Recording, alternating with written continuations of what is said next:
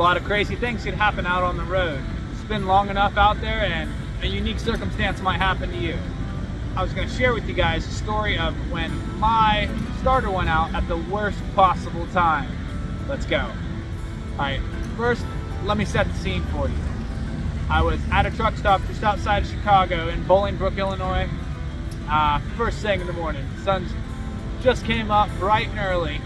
I spent the night at a pay park, and I was going to leave the truck stop, and as I was exiting, I pulled up to pay for my ticket, and I shut the truck off so I could talk with the person there, and it wouldn't start back up. That's it. Dead. And I didn't know what to do. I didn't know what happened. I made a few phone calls. I got a hold of my maintenance department, and they were telling me, you know, check this, check that. The whole time, sitting there, you know, ticking. There's people behind me, honking, beeping. I'm like, I don't know what to do, guys. I was looking, trying to figure out what it was. But I ended up speaking with somebody. They're like, yeah, your starter's out and you're probably going to have to get a tow. Fortunately, I had a 10-speed Freightliner Cascadia at the time, and so I guess on those you could just have it in gear, and much like you would bump start a car, you could pull it down the road, but it won't start, but it would at least turn the starter over to a spot that would get it to crank over.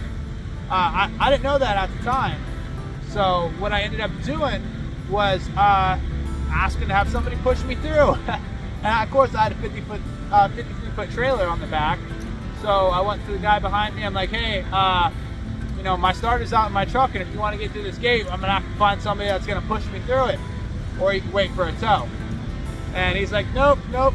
So I went to the second guy back there. It was a night transportation driver, you know, a good guy, and he's like, yeah, sure, let's give it a shot. So he backed his trailer up to my trailer and pushed me through the gate so everybody could get on their way. And, you know, not too long after that, the tow truck guy gets there, and I didn't know it at the time, but all I had to do was have it in gear and pop that clutch out, and it would spin that spot over in the starter. Or I could have probably fixed it before the tow truck guy got there. The tow truck guy gets there, hooks his chains to the front of me, and as I have the truck in gear, drags me 10-15 feet down the road.